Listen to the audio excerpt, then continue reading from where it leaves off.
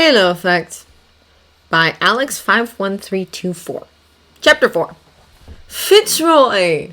Thomas called, jumping down off the stile near the bus stop. Peter, his friend, had just got off, carrying a basket over one arm and looking around him in confusion. "There you are," he said, smiling as he walked over. Mindful of any unseen eyes, they greeted each other with manly thumbs on the shoulder. "Sandwiches, as requested," he said, brandishing the basket. "And a bit more. The cook at the place we're staying got the idea I was meeting a girl, I think. Isn't there so much as a pub around here?" "There is, but someone from the house would see us," Thomas answered. "Surely you're allowed to have a drink." "Yes, but I'd have to answer questions. Here, this way." He set off down the lane, Peter walking beside him. "We'd have had to go to York to not be watched every minute, and you'd have a job to do getting back in time to shove what's-his-name into his evening clothes." "But we won't be watched out here. I know a spot or two." It took a bit of walking to get to, though, so Peter had plenty of time to catch him up on all their mutual acquaintances, which was almost everybody Thomas knew.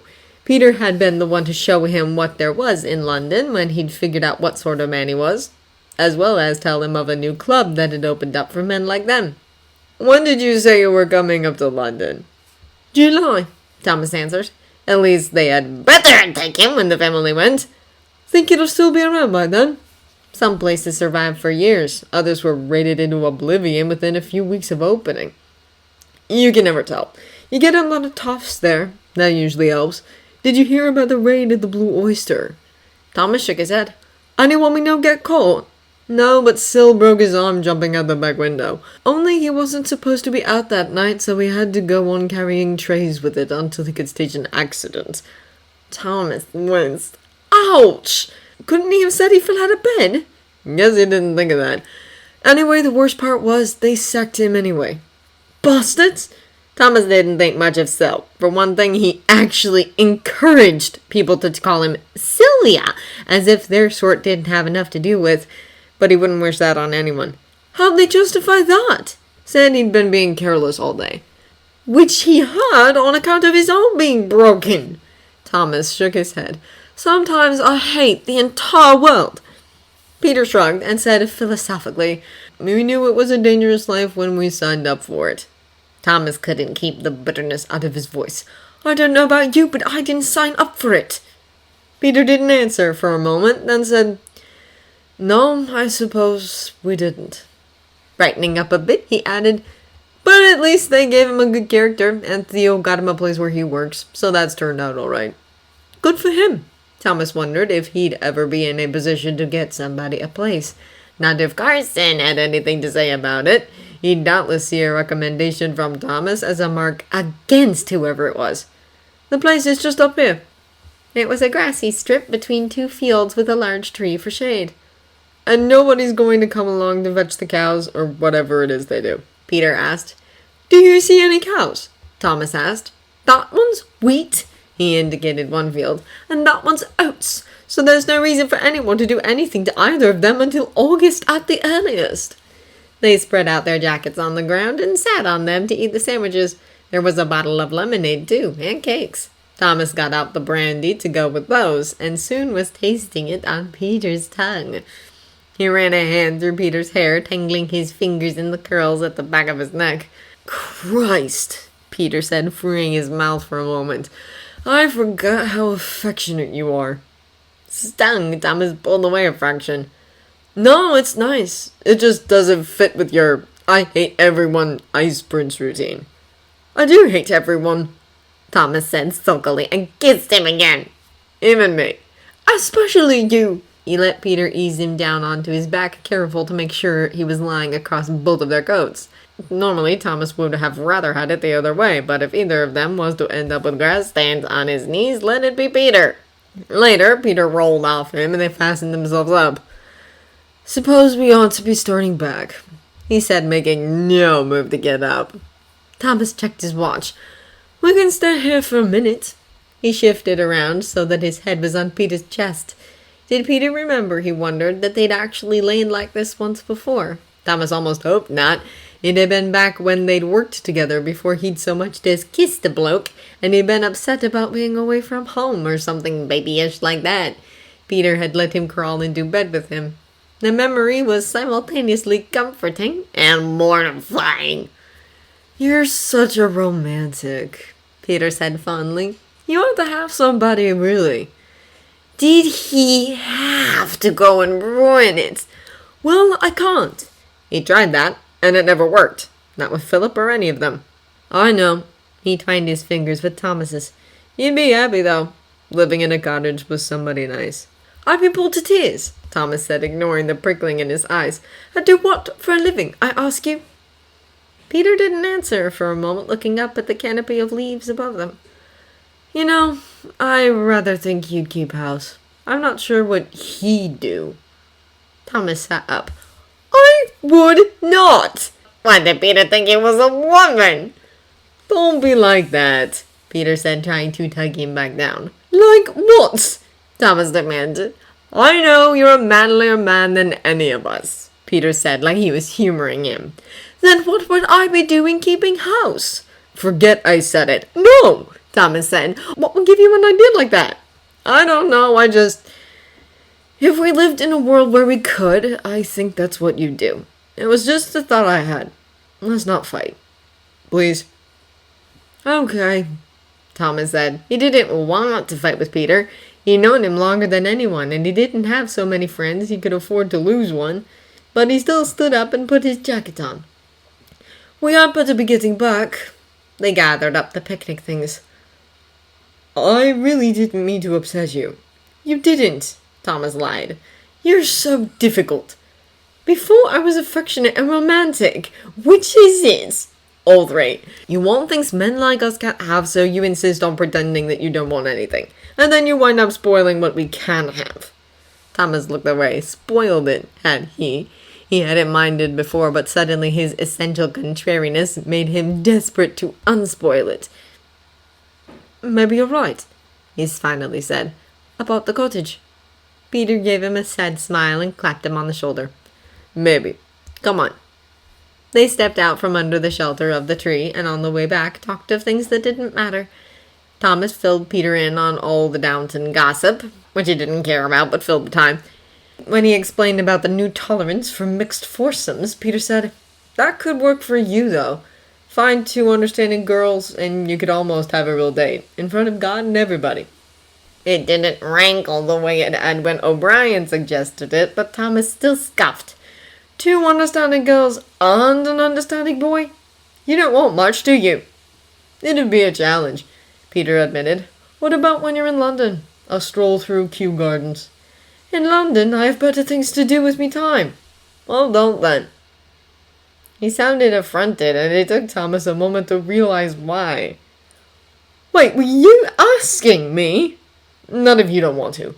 Suddenly and abruptly, Thomas understood why Madge thought it worth the folderol it took to go to the flower show with Davy Small instead of doing the logical thing and accidentally meeting him there.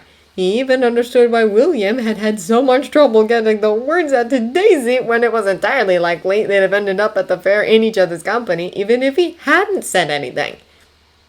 So this was what it was like to be asked to walk out with somebody. Overflowing with excitement, he wanted to tell the next person he saw. "What about the girls? Do you have some in mind?" "You'd have to supply them." And with that it came crashing down. "There isn't anybody." "Oh." "Tentatively?" "We could still go." They could, but it would just be the usual furtive meeting. Not a date. "If it's just us, we might as well go to that club you were talking about." "I suppose you're right. Never mind, it was a stupid idea." "No," Thomas said. "It wasn't." Even if they couldn't go, he'd still been asked on a date by a man. That wasn't nothing. Finding William alone left to the task of polishing silver while Thomas had his half-day, Anna realized that this was the perfect opportunity to have a word with him about Mr. Bates and what he had seen the night of the fair. She wasn't sure anymore whether she really needed to know if Mr. Bates had a temper or not since he was married. Probably. But it wasn't just for her own sake that she wanted to know, was it? Thomas was getting to be almost, somehow, something like a friend. And while she could certainly have two friends who didn't like each other very much, she couldn't have one who had actually attacked the other. If Mr. Bates had, which really did seem unlikely. So she had decided to ask William after all. After asking how he was, and after his mother, who was poorly, she said, "I wanted to ask you about something actually, if you don't mind." "Of course," he said with an easy smile. "And listen." "It's about Mr. Bates, and that night we all went to the fair." "Oh." William wasn't smiling anymore. "Thomas said that Mr. Bates... Well, he didn't really say, but he let on that something had happened." "I'm sorry," William said, looking like he meant it. "Only Mr. Carson asked me not to speak of it." "Mr. Carson saw it too. If he had seen it, whatever it was, and done nothing, then clearly there wasn't anything to it." "No, I told him about it. I weren't bearing tales," he added. "Mr. Carson said I was to tell him if there was anything to do with Thomas that was worrying, and I was worried." Anna had wondered if the men were warned about Thomas as the women were. Trust Mr. Carson to do it so delicately that William didn't understand quite what he was being warned about. But something did happen. William put down the polishing cloth and rubbed the back of his neck. "I don't reckon it were anything, really. I mean, he were back to his old self the next day. And Thomas said it was nothing, and Mr. Carson didn't seem bothered much, except for wanting to know what Thomas did to set him off, which I didn't know." "Mr. Carson," Anna said slowly, "doesn't like Thomas very much." William looked a little startled.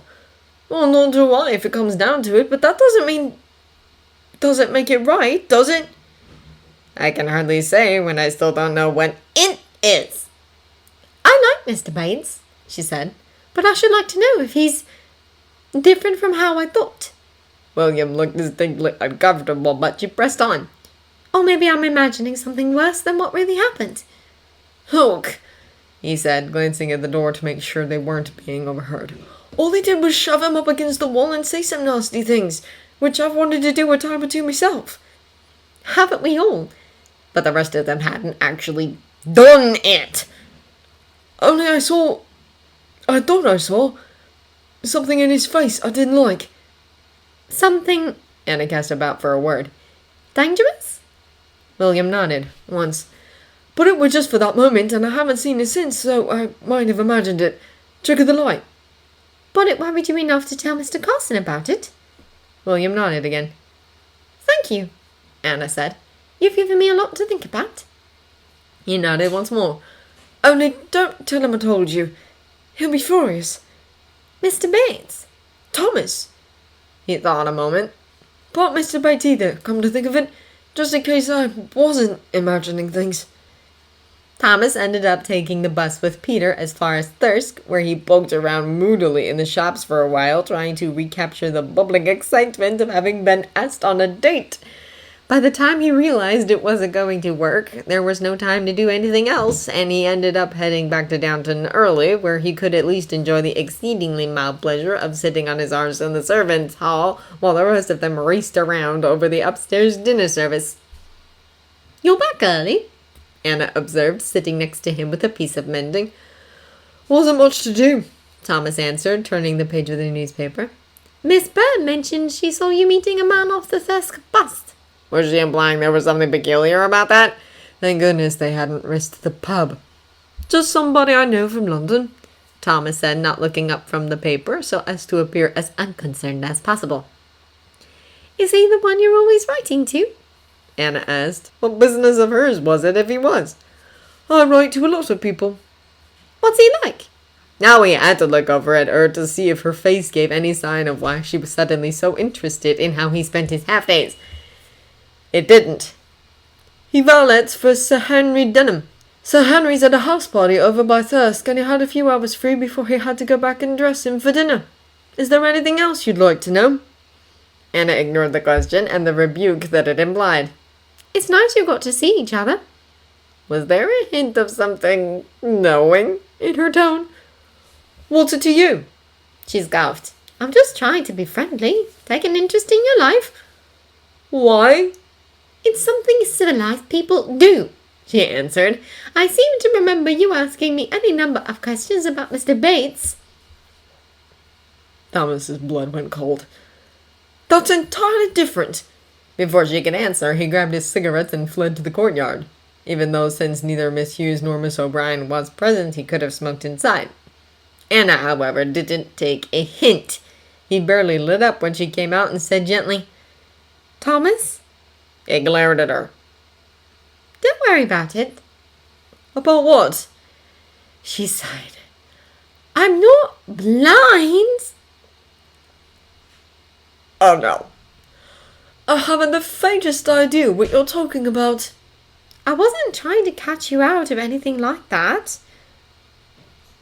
Like else she wasn't. There had to be some way he could salvage this, but how? Think, Thomas, think! "Whatever is you think you know," he began, "you best keep it to yourself or I'll..." He'd what? He didn't have anything on her except for a chaste flirtation with a possibly divorced man that everybody else already knew about anyway. "Or you won't like it," he finished lamely.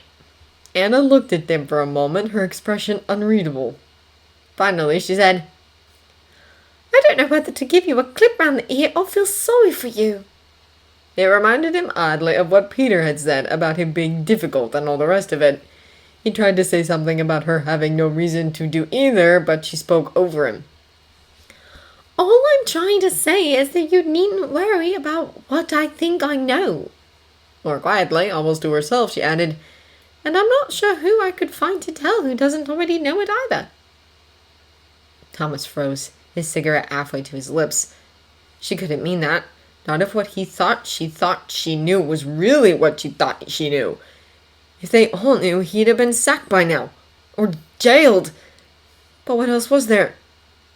"Possibly Lady Mary," Anna went on. "But if I was going to tell her, it would have been when we were trying to figure out how to get you to keep your mouth shut about Mr. Pamuk."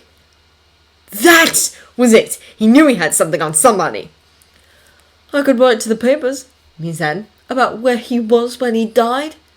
And for how long, if the first bit wasn't enough. "Or you could shut it and listen to what I'm trying to tell you." A curious calm settled over him. Lady Mary owed him a favor, a bigger one than even Anna knew. If she couldn't get Anna to keep her mouth shut, he'd get as much money as he could out of her and start a new life in Australia. Or somewhere. As far away as he could get. "And what are you trying to tell me?" She lowered her voice. "That we all know perfectly well that you're not like other men, and nobody's planning to expose you." He shook his head. "That isn't true." And for once in his life, what he said was exactly what he thought. "I'm not sure if absolutely everyone does," she admitted. "Daisy has been told but didn't understand, and William's probably the same." "Mr. Carson doesn't know. Or Mr. Bates. I'd be sacked by now." Mr. Carson suspected. Thomas knew damn well that he suspected, but that wasn't the same thing as knowing. "Mr. Bates definitely knows. He tried to break the news to me after the fair. And I think Carson's the one trying to tell William. Only he wouldn't actually say it, so William didn't know what he was talking about." "I'm sorry, that's just not possible." "Why would you be saying this, to trick him into doing something indiscreet, maybe? As though he'd be so foolish." She stared at him for a long moment and sighed. "Have it your own way. Nobody knows anything." "There's nothing to know." It was almost a reflex saying it. They'd gone far beyond the point where he could plausibly pretend he didn't know what she was talking about. "Fine," she said. "But if there were anything to know, I wouldn't want to see you sacked or anything because of it. And neither would anyone else." He scoffed. If he hadn't known she was lying before. "There are plenty of other reasons people might be glad to see the back of you," she admitted. "But not that one. And not me, I don't think. Not anymore." With that, she turned and went inside. That just showed how little she understood. Even it was true that if no one wanted him sacked for that, and it wasn't true, it couldn't be, they could still use it to get him sacked for any of the other reasons she'd mentioned.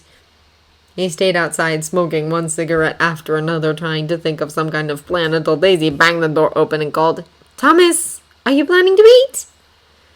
If Anna hadn't already realized that she'd said the wrong thing to Thomas, she'd have known when he came in to dinner several minutes late and looking decidedly green around the gills. Watching her as though she were an anarchist's bomb that might explode at any moment, he bumped listlessly at his food, prompting Daisy to ask, "Is there something wrong with it, then?" when she came in with more gravy. "It's fine," he answered with a grimace that she supposed was meant to be a smile. Miss Hughes peered down the table at him. "You don't look well." "I'm fine," he said. "I may have smoked too fast." "Does that make you ill?" Gwen wondered aloud. "It can," Thomas answered. "Then why do you do it?" she asked. Anna elbowed her sharply in the side. "What?" she whispered. "Don't bother him when he's not feeling well," Anna whispered back, though she wondered herself. Smoking in general hardly seemed worth the bother. The conversation turned to other things, but Anna continued to keep an eye on Thomas. He eventually started eating, though not much, and remained uncharacteristically subdued throughout the meal. It wasn't until the pudding that she realized O'Brien was watching him too. "Fancy a smoke?" O'Brien asked once they'd all got up from dinner. She managed to sound for all the world as though it were a perfectly innocent invitation. Thomas glanced up at her. "Not particularly." "Too bad," she said, grabbing his arm and hauling him to his feet. At that point, following her out to the courtyard seemed easier than not doing it, so he did. He didn't light a cigarette, though. He was still feeling a little queasy, and while he knew that the number of cigarettes he'd smoked before dinner wasn't the only reason, another one wasn't going to help. "What do you want?" "A fag, for one thing. I'm out." Wordlessly, he held out his cigarette case. She helped herself to several, lit one, and stuck the rest up her sleeve. "Now, what does that silly little cow think she has on you?" "Nothing," Thomas answered automatically. He'd have liked to lay the whole thing in front of her, see what she thought, and not too long ago he'd have done it without a second thought. She'd know if Anna was telling the truth about all the others knowing. Except, it occurred to him now, if they did know, she could have told him that at any time. She could have said, "Don't worry about it," and "Nobody's planning to expose you." "That's right," she said. "Don't confirm anything." That had been the first thing she'd taught him, right here in this very courtyard, in fact. She'd hinted around that she knew, and when he'd finally admitted it, gleefully pointed out that he now had to keep on her good side for the rest of his days. One thing Thomas could say for himself, he was never the same fool twice. "What are you going to do about it?" O'Brien went on. "Other than flee to Australia?" "Nothing," he repeated. "What do you have on her? And don't tell me nothing. You must have learned something useful now you're such good pals." He shook his head. "What about Bates, then? Or Lady Mary?" That was what this was all about. She'd spotted a sign of weakness and thought she'd use it to pry out of him what he'd refused to tell her all the time ago about Pamuk and Lady Mary. "Are you still on about that? I'm sorry you can't stand it that I might know something you don't, but I'm still not telling you. I'm in enough trouble as it is, so just give it a rest, why don't you?" She watched him impassively for a moment. "Are you done?" "Sort of." "Believe it or not," she said tartly, "I don't want to see you doing 2 years at hard labor, even if you are an ungrateful brat." And just what was he supposed to be grateful for? "I'm perfectly aware of the stakes. Thank you." "Do you think she is?" O'Brien asked shrewdly. "No," he admitted, and that was the problem. Anna might very well believe what she was saying, that everyone knew and didn't mind. It might even be true that she didn't mind.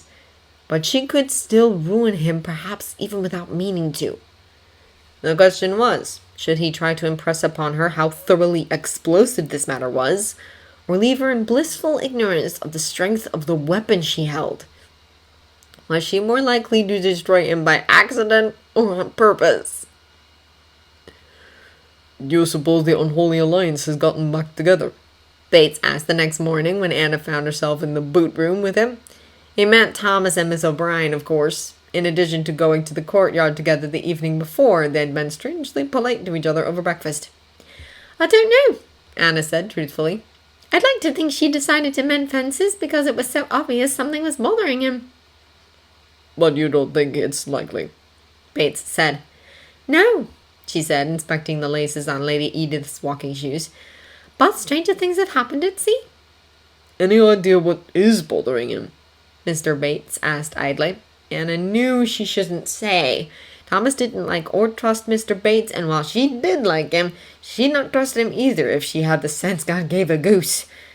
But she answered, I'm afraid it was something I said. You? Mr. Bates asked. I don't believe it. I wasn't trying to be nasty, she said. It's just, you know, he was meeting a man on his half day. I didn't, Mr. Bates answered. But go on. So I was asking him about it, and I suppose he thought I'm not sure what he thought, but it upset him, and I tried to tell him it was all right, but I just made it worse. She realized once she'd said it that she hoped Bates say that Thomas was being ridiculous, and it was only because of his scheming mind that he took it wrong. But instead, he was looking at her with a serious expression. You shouldn't repeat that. What? I know you didn't mean any harm, Mr. Bates added.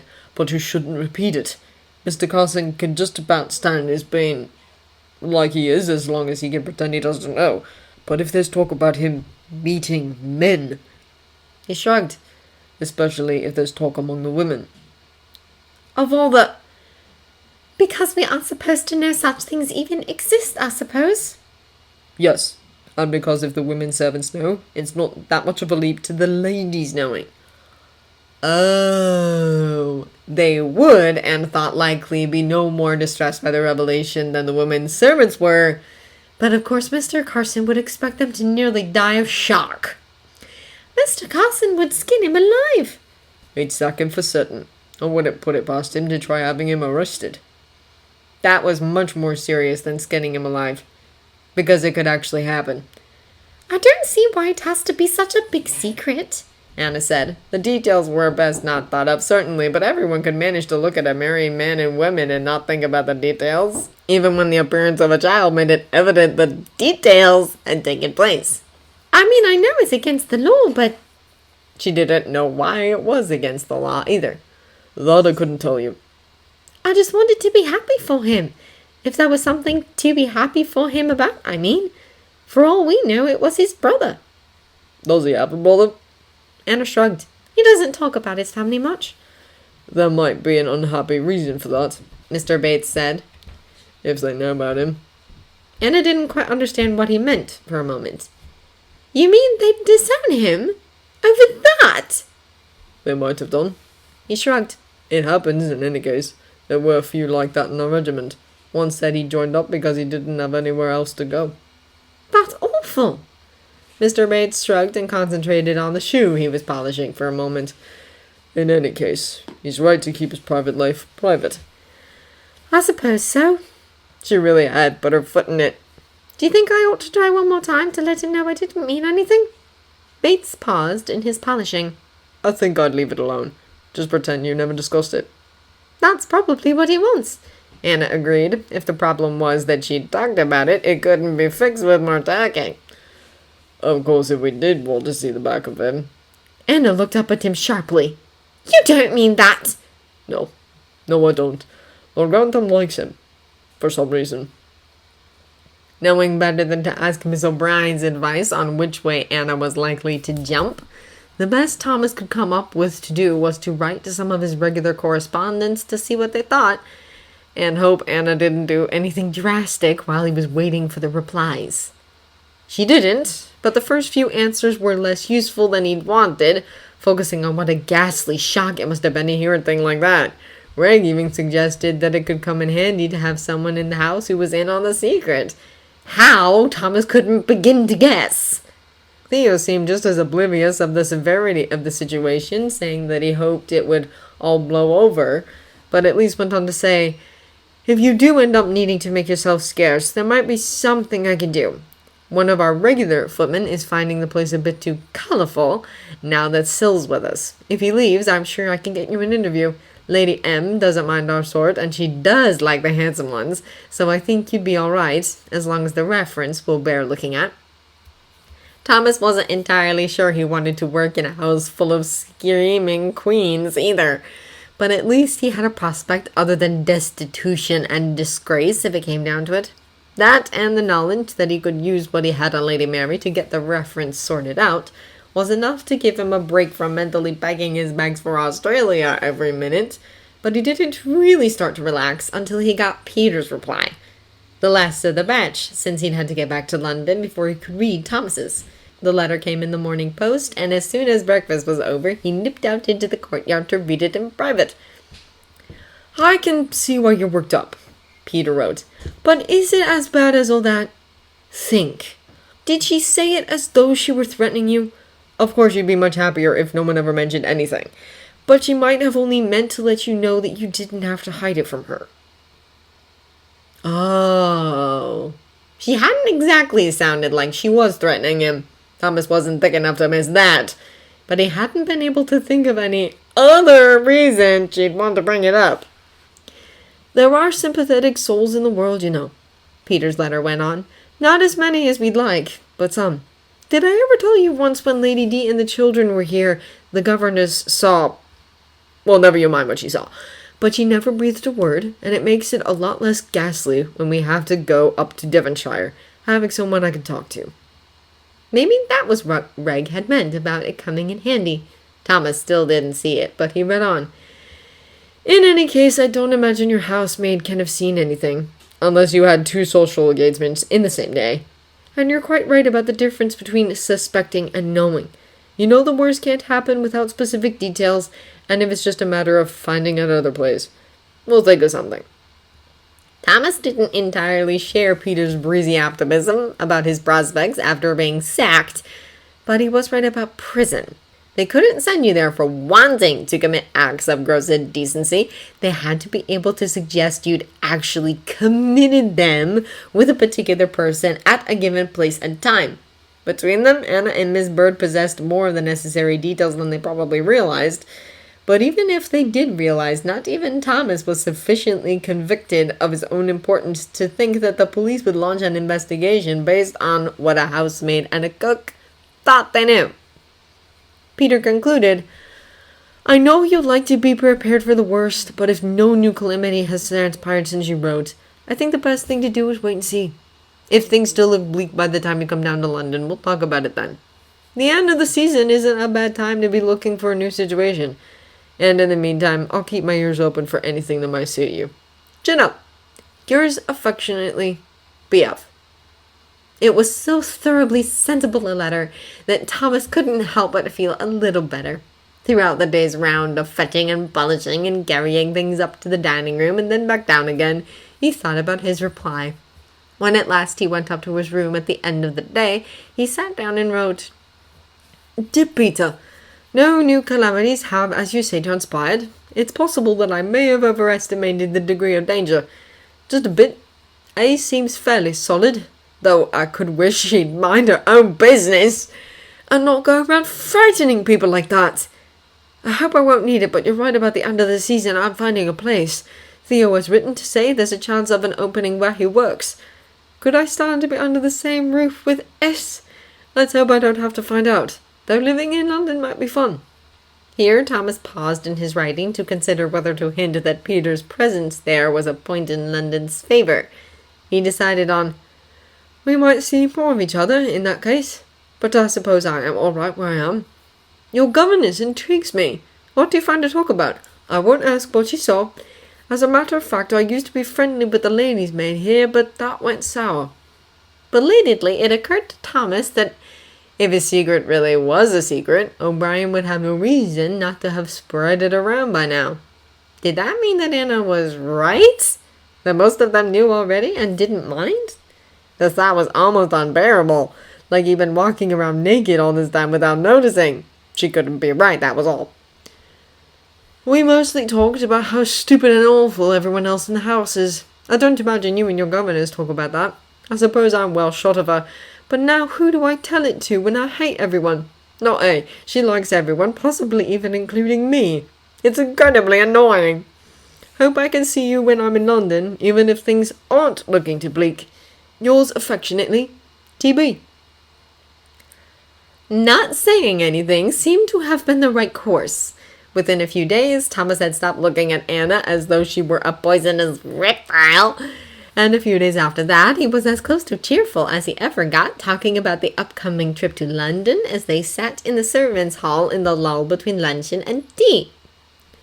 The way the timing works out, I should have 2 half-days while we're down there, if Carston doesn't try to stiff me, he observed. Shall I bring you anything back? It's not certain yet, but I might actually get to go this time, Anna told him. Housemaids usually didn't, as the London housekeeper had her own staff, but with Lady Sybil coming out, there were 3 young ladies to dress now, and all their clothes to be seen to. As lady's maid, you mean? Well, sort of. Acting lady's maid. Have we got to call you Miss Smith now? He glanced down at the cigarette he was smoking, reminding Anna of the scene Miss O'Brien had made over Thomas's smoking in her presence. Anna decided on the spot that it would not be a good idea to make a point of the possibility that she might temporarily outrank him. I shouldn't think so. If it does happen, it'll only be for while we're in London. Like when Thomas had been filling in as valet after Mr. Watson left, only he had made something of a point about it. I suppose if they did decide they needed another lady's maid, they'd only bring someone in over your head anyway. Like they did to me.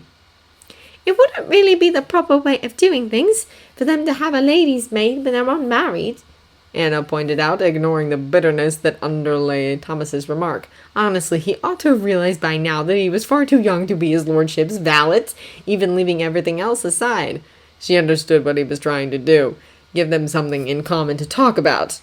But she never found any good in churning over an old grievance. In any case, if I get a trip to London out of it, I should be happy. What do you recommend I see if I get a little time to myself?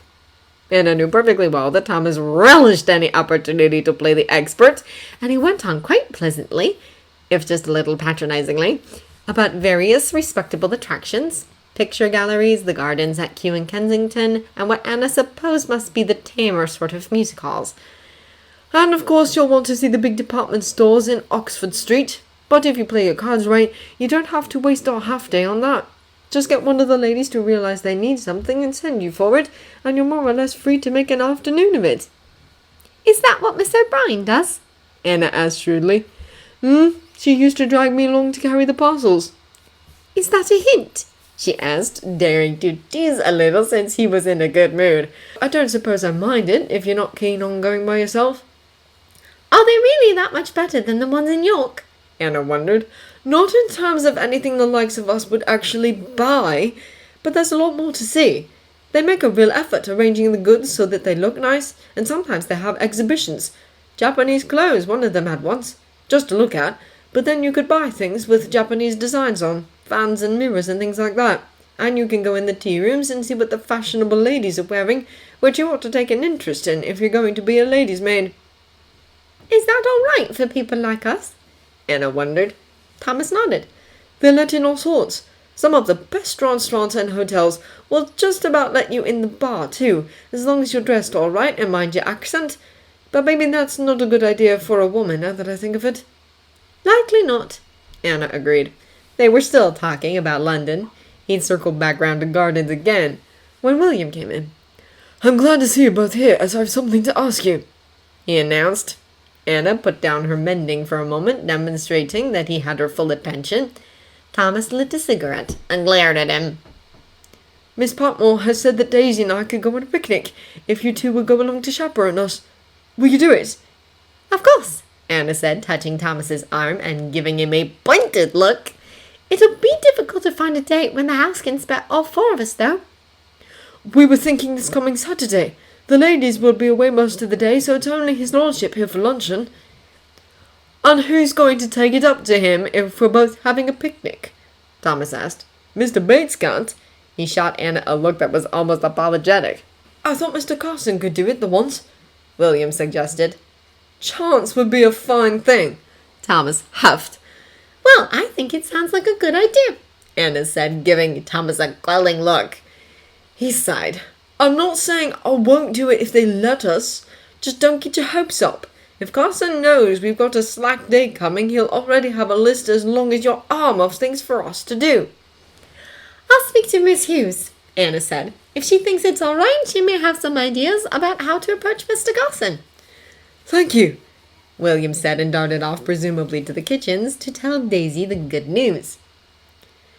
You don't have to be such a wet blanket, Anna told Thomas after he had gone. It'll be fun. I didn't say it wouldn't be. I said I didn't think Mr. Carson would allow it. He took an angry puff on his cigarette. He certainly wouldn't if it was me asking.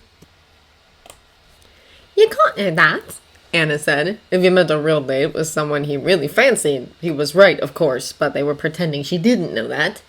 Why don't you try thinking up something for a few of us to do and see what he says? He gave her a skeptical look. Like what? I don't know. Something in London, maybe? She suggested. He scoffed. You fancy a stroll through Kew Gardens?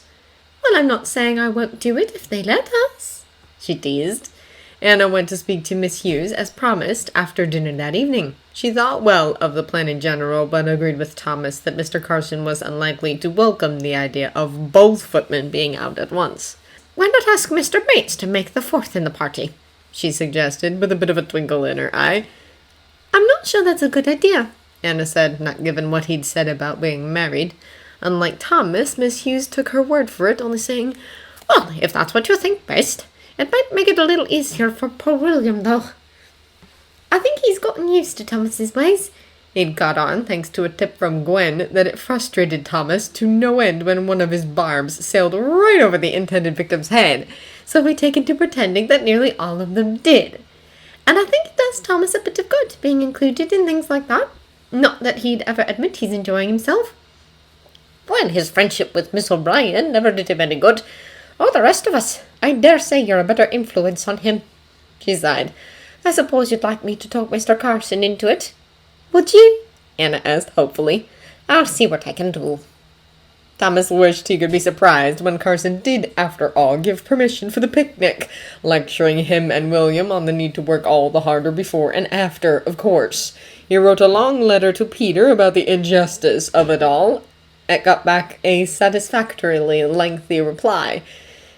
After extended commiseration, Peter went on, But after all, it is a few hours' worth of not working, in the fresh air with people you, hate less than some of the others. So try to have a bit of fun with it. He wasn't wrong, Thomas reflected, and Daisy and Miss Patmore were putting in a bit of effort over the picnic itself, so at least he'd get some decent grub out of it. After some updates on a few people in their circle, Peter wrote, I hesitate to mention it, and please don't take it the wrong way, but I just found out that Lady D is bringing the children when she comes in July. Meaning that, Lizel, the governess I spoke of, will be here as well. If you're still interested in Kew Gardens, that's half the party right there. And if your housemaid A is coming to London, then... He trailed off meaningfully. I won't blame you at all if you don't dare, but I expect Lizel and I could be on our best behavior for an afternoon, and manage not to shock her. It was a tempting thought, but he wrote back to Peter that no, he didn't dare, as a matter of fact. But thank you, I suppose, for thinking about it. Then the picnic was very nearly called off on account of Lady Sybil's attendance at a riot following the by-elections, which somehow called into question her fitness to go to the garden party that was to occupy the ladies for most of the day.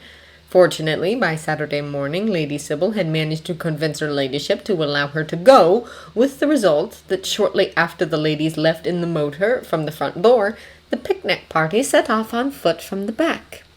William only required a pointed look from Thomas to figure out that he ought to take the picnic basket, which Daisy was lugging with both hands, and they fell into the accepted double-date formation, the courting couple in front, and Thomas and his fellow chaperone a discreet 10 or 15 paces behind. Don't spread it around, Anna said as they walked, but it turns out there was another bit of excitement came out of Lady Sybil's adventure. What's that? Thomas asked. He'd already heard that Branson wasn't being fired, although, to be fair, there was no reason he should have been, not if it hadn't been his idea to take her there. Well, you know Mr. Matthew rescued her. Thomas nodded. They all knew that. He and Lady Mary talked afterwards, and He proposed! Now that was a surprise. She sent him packing? There hadn't been an announcement, which suggested she had. She told him she'd give her answer when they get back from London. In case she gets a better offer while we're down there. Clever girl. Lady Mary did know how to play the angles. It was one of the few things Thomas liked about her. Anna slatted his arm. I don't think it's that. She likes him, but she's not sure about the difference in their backgrounds. He's going to be the Earl of Grantham, Thomas said. Can't get a better match for her background than that. In a way, I think it would be easier for her to sort out what she feels, if that weren't a consideration. Anna answered. If that weren't a consideration, she'd have never laid eyes on him, Thomas pointed out. Can you imagine her as the wife of a provincial solicitor? No, Anna said thoughtfully. But I think she'd like to be the sort of person who could. Who'd marry for love and not position. Thomas was reminded, he couldn't have said why, of what Peter had said about the cottage.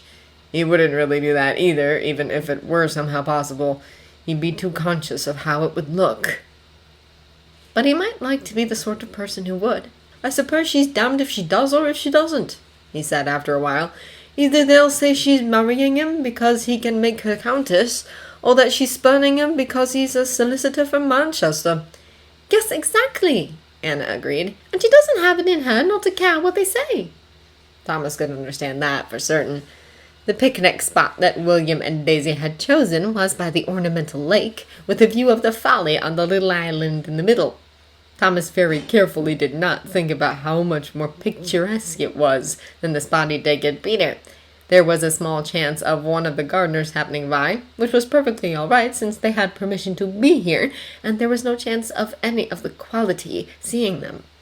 Daisy and Anna spread out the picnic blanket, while Thomas and William unpacked the basket. There were 2 kinds of sandwiches, deviled eggs, a sort of congealed salad, a bottle of lemonade, and iced cakes.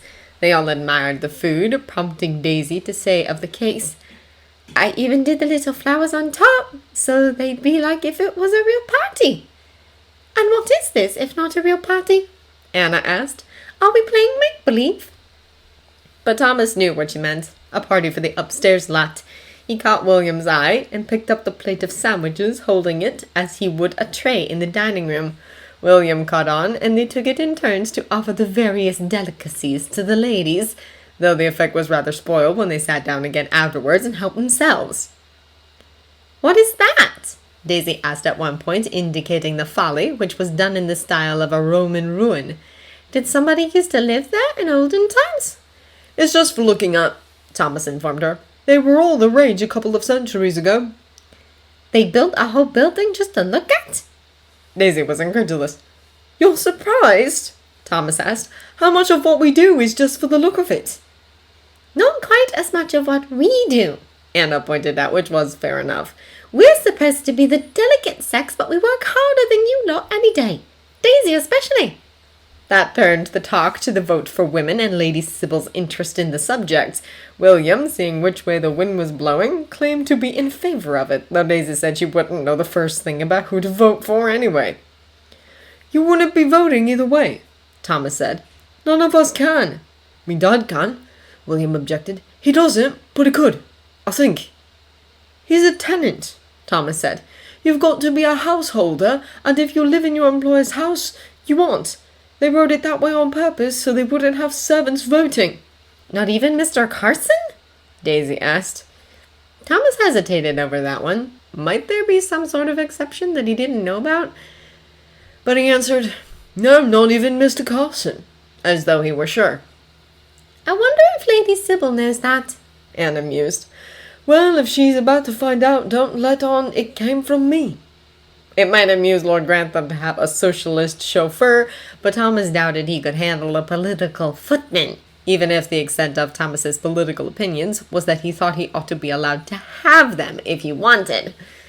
Once they'd finished eating, they had a stroll around the lake. William took it into his head to demonstrate his prowess at skipping stones, which left Thomas morally obligated to outdo him, while the girls watched with poorly disguised amusement. Fortunately, even though it had been years since he'd bothered with such a thing, the knack of it came back to him quickly enough. Satisfied that he'd upheld the honor of the house, when Daisy gingerly decided to have a go, he stepped back and let William do most of the teaching. By the time she managed it, a mere 2 skips, but it was enough to make her jump and clap her hands in glee. It was time for them to be heading back. When they reached the house, preparations for the return of the ladies were in full swing, and Carson practically chased them up the stairs with a broom to get changed back into the livery so they could serve a tea that the ladies would barely touch, having had all they wanted to eat at the garden party. Thomas managed to dodge Carson long enough to check the pigeonholes. He hated the thought of his mail lying around where anyone could see it, and found a note from Joey. For a moment, he couldn't remember why. Joey wasn't a particularly reliable correspondent. Then he remembered writing to him ages ago about Bates's cryptic comments on marriage. He stuffed the envelope in his pocket and ran upstairs 1 step ahead of Carson's wrath. He ought not to take the time to read it with the state Carson was in, but Thomas was overcome with curiosity, and quick dressing was one of the many and varied skills required for his sort of life. He paused with his livery shirt half open to tear open the envelope and scan the contents. What he saw made him sit down hard on the edge of his bed in the grip of conflicting emotions. This was much, much worse than a divorce. It read, "Dear Thomas, hope you're well, etc. Sorry it's taken me a long time to answer your last, but it's quite a story, and I wanted to be sure I had all of it before I wrote. To answer your question, yes, he is married, but he's told his particular friends that he'd sooner sleep under a bridge than live again with her as man and wife. His words. So I suppose that much of it is all right. But hold on to your hat. The rest of it is that he's a jailbird, convicted of theft of regimental silver. No one who knows him believes he did it. In fact, his wife was seen scurrying away with a loaded satchel on the night in question. But he took the fall for it and did 2 years on the strength of his own confession. Everyone in the regiment knows about it. From a certain light, it sounds like a romantic story, but I should step carefully if I were you. There's no telling what a man like that might do next, and you don't want to be in the way next time he decides to fall on his sword. As far as his general character, he's said to be a sanctimonious prig, and came back from the war drinking more than is good for him, and with a temper to boot. The sort that's always sorry after, but... And no one's sure if that's got something to do with why he went to prison for his nasty wife. No one ever saw a mark on her. But it stands to reason, doesn't it? And besides all that, there's no sign at all he sees things our way. Not even in South Africa, when there wasn't a woman in sight, not counting natives. I hope you know what you're doing, is all I'll say. Yours, Joey K. With a story like that, he could get Bates out of his way for good. But not a soul would thank him for it, not once they heard the more sympathetic details. We can't have a thief in the house, they'd all say. But he isn't really. If only Thomas hadn't gone and stirred the pot. He almost wished he hadn't stirred it himself. It was agony having this sort of dirt on his rival and knowing that everyone, and in particular, would think him the worst sort of scum if he used it. Especially if she was right that most of them, Bates included, knew something almost as bad about him and never used it. "Come outside with me," Thomas said, dropping into the seat beside Anna at the servants' hall table the day after their picnic. "Why? It's the first chance I've had to sit down since breakfast." They'd been giving the library what Miss Hughes called a proper going over, and it had taken forever. Payment for yesterday's picnic, no doubt. "There's something you had better see." He sounded grim enough that she got up on her aching feet and followed him to the courtyard. Something must have happened, she thought. Perhaps something to do with the matter they weren't to speak of. Once they were in the courtyard, he handed her a letter carefully folded to show just one section. "Read it," he said, lighting a cigarette as he did so. Thinking it was about Thomas, she didn't understand at first when she read, "The rest of it is that he's a jailbird." It wasn't until she got to the part about everybody in the regiment at the end that the penny dropped. "This is about Mr. Bates." She couldn't believe it. Thomas nodded. "I know you said you didn't want to know about his being married, but I did, so I wrote to my friend and... well, that's the reply." Anna's thoughts were a whirl. Mr. Bates in prison? It couldn't be. Do you suppose his lordship knows? He can't possibly. She looked again at the letter. It says everyone in the regiment. You won't mean officers. She supposed not. They didn't usually mean the upstairs lot when they said everyone. It could ruin him if this gets out. As would I if other things got out which you were so lightly speaking of the other day. Thomas's voice was hard, and she looked up at him in surprise. Oddly enough, given it was Thomas, she'd assumed he was showing her this as a friend. Only now did she consider his motive. Her worst fears were confirmed when he said, So here's what I want for keeping quiet. She braced herself for the blackmail demand. You'll keep quiet about the other thing? That goes without saying. It did, in fact, and had even before he'd shown her this. And while we're in London, we're having another double date, He informed her. Hadn't she already said she would? I'm not going anywhere that's not respectable, She warned him. He gestured dismissively with his cigarette. Kew Gardens or something. He's bringing the governess from his place. Nothing for anyone to look askance at. She waited for him to get along to something he couldn't have just asked without something to hold over her. But after a long moment in which he didn't say anything else, she asked, Is that it? He nodded, curtly. It was another moment where she didn't know whether to slap him or pity him. First of all, she said tartly, that sounds lovely. I accept. Secondly, I can't believe your nerve, trying to blackmail me with someone else's secret. He drew himself up. You said you didn't want it getting out. I said it could ruin him, she corrected, but he must have known that when he did it, when he decided to confess. And if it was anything immoral you'd wanted, I'd tell you to whistle for it. Mr. Bates wouldn't want her to suffer for his wife's crime. She was sure of that. And if she was mistaken in that, she didn't care what he wanted. Thomas frowned at her and said, You do understand that you and this other girl are there as protective cover? I gathered. She read over the paragraph one more time. I don't know what we ought to do about this. The part about... She lowered her voice. Prison is bound to come out, wouldn't you think? But the full story reflects rather well on him when you think about it. With a wince, Thomas plucked the letter out of her hand. After reading it over, he refolded it so that a different paragraph showed and handed it back, saying, Maybe you had better read this part. He got the wrong idea about why I was asking, but it's not too shocking. From a certain light, it sounds like a romantic story. It began. It was immediately clear what wrong idea Thomas's friend had gotten, though it was never quite put into words. That, Anna supposed, was what he'd meant about it not being too shocking, because the things it said about Mr. Bates were shocking indeed. She'd had some idea about his temper, of course, but that it was a matter of opium speculation whether or not he beat his wife meant that it was worse than she'd thought, or at least had been worse at one time. I don't think I've ever seen him take a drink, now I think of it, she said. I'm not sure I have either. Maybe he gave it up. He shrugged. Still, like Joey said, I should step carefully if I were you.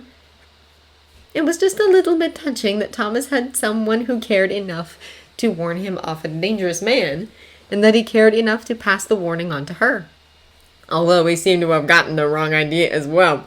He's married, she reminded him. I'm not going to step at all. She handed the letter back. I'm not sure we should keep it to ourselves. Something this big.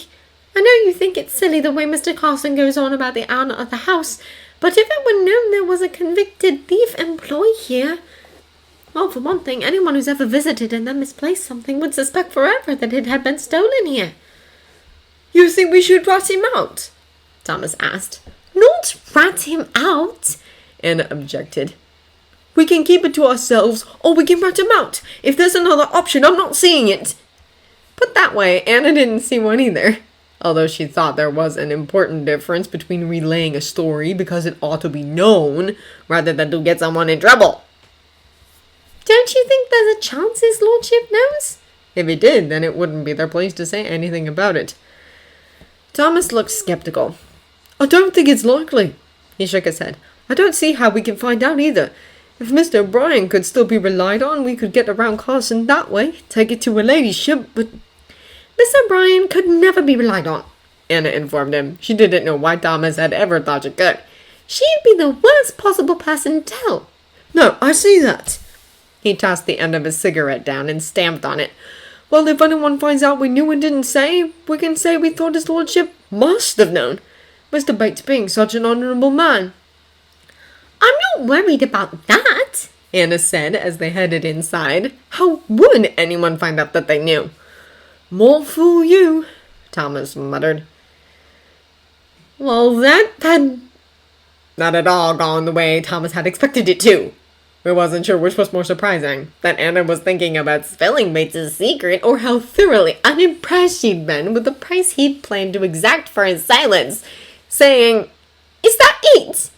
as though being asked to help two deviants go on a date was a perfectly reasonable and commonplace request. He decided to leave the Bates matter in Anna's hands. Everybody liked her, so no matter what she decided to do, everyone would think it was all right. The other thing, though, he had to be sure about. It would take a bit of planning, if it was going to come off, and he wasn't entirely sure he hadn't missed something. So that evening, as he sat down to dinner, he asked her, as casually as he could manage, "Should I write my friend about that visit to Kew Gardens, then?"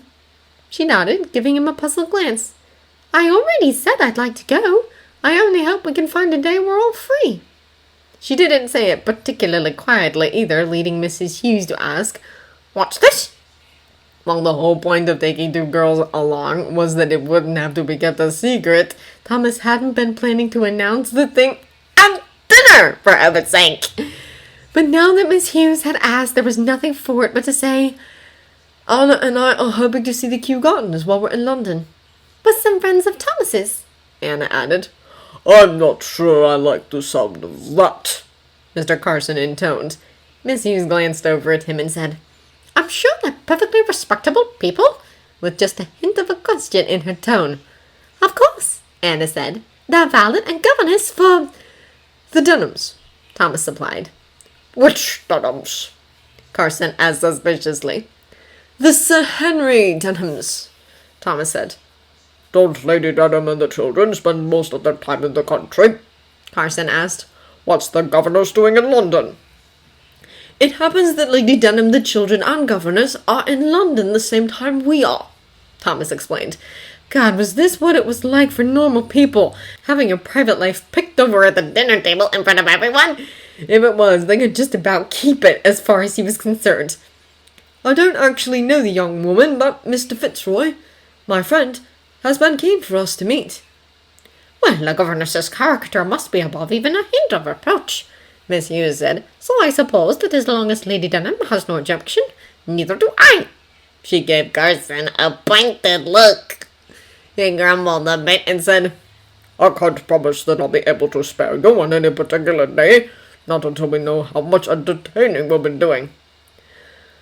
"Of course, Mr. Carson," Thomas said. With decent luck, they wouldn't be doing much entertaining. The young ladies ought to get plenty of invitations to keep them busy, but Carson believed they had to be ready for everything.